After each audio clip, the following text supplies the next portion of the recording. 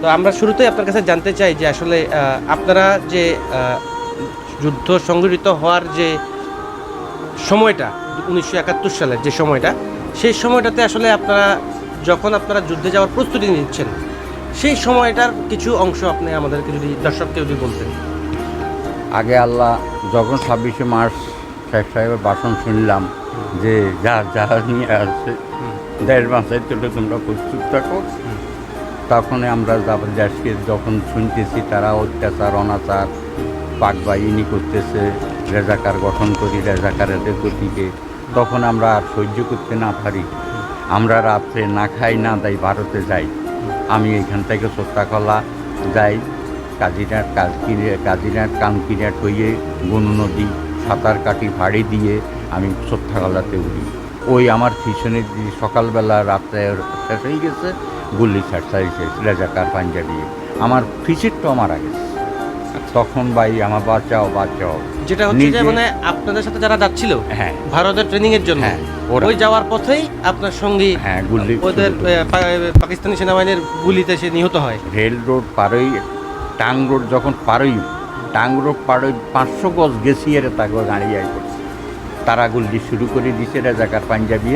আমার সাথে কয়েকজন মারা গেছে যে বলা বাহুল্য। আপনি কি 2 জনের নাম মনে আছে? না, ওটুক মনে নাই। আচ্ছা, আপনারা এখান থেকে কতজনের গ্রুপ গিয়েছিলেন? 100 নিরান্ত 100। হ্যাঁ, আপনার যারা সাথে যুদ্ধ করেছে এমন কেউ কি মানে কারো নাম মনে আছে যারা আপনার সাথে গিয়েছে ওখানে? আছে না, কাসেম আছে, 3 কাসেম নাম আছে, বরঞ্জাজের কাসেম, তারপরে আপনার এই শাহ চেয়ারম্যান লম্বা কাসেম নেতা, তারপরে আপনার সাজু ভাই, মন্টু ভাই, আপনার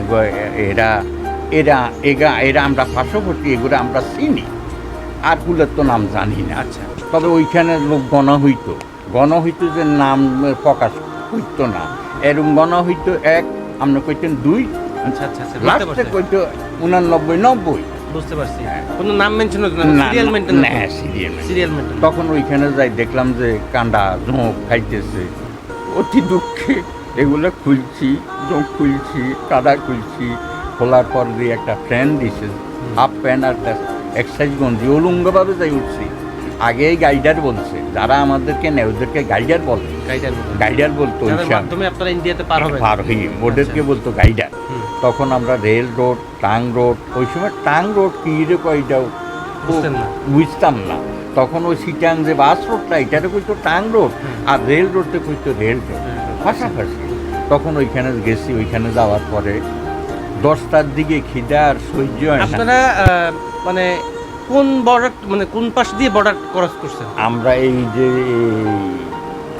কি থানা কয়, ফেনী না ছাগলনাইয়ার উত্তরে ওই জায়গাটার নাম সত্যাকলা। আচ্ছা, ওটা বর্ডার এরিয়া, বর্ডার সত্যাকলা।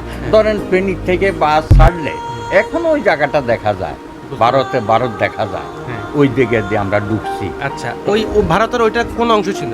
ভারতের এইটা অংশ উত্তর অংশ, পশ্চিম আগরতলার পশ্চিম অংশ।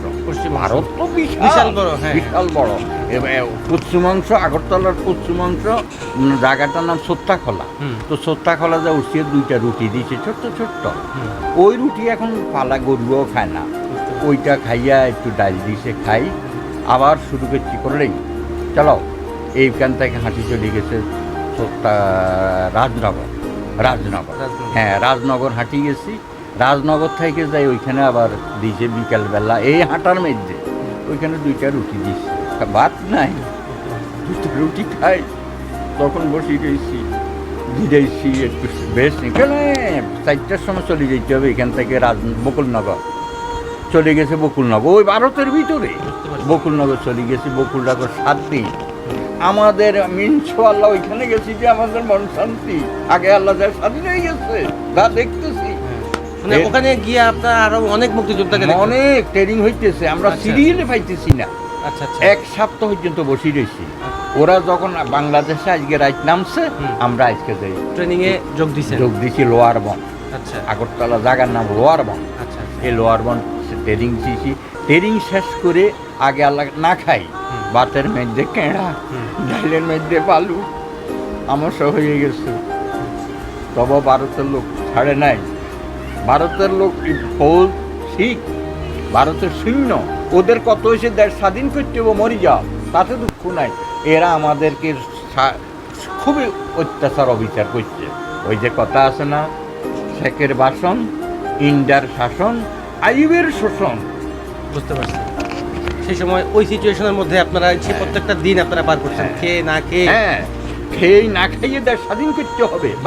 আসলে শুনছিলেন যে আসলে তখনকার সেই সময় যে কতটা নির্মমভাবে আসলে মুক্তিযোদ্ধা যারা ওখানে গিয়েছে আসলে ভারতে ট্রেনিং করতে, তারা যে কত কিছুর সম্মুখীন ফেস হয়েছে। আসলে আজকের এই বাংলাদেশটা আসলে একদিনে আসেনি, এটা আপনার আর আমার একদিনের কথায় আসলে বাংলাদেশটি তৈরি হয়নি। এটাকে তৈরি করতে গিয়ে 30 লক্ষ শহীদের রক্তে রঞ্জিত হয়ে এবং 2 লক্ষ মা বোনের সম্ভ্রমহানি হয়েছে।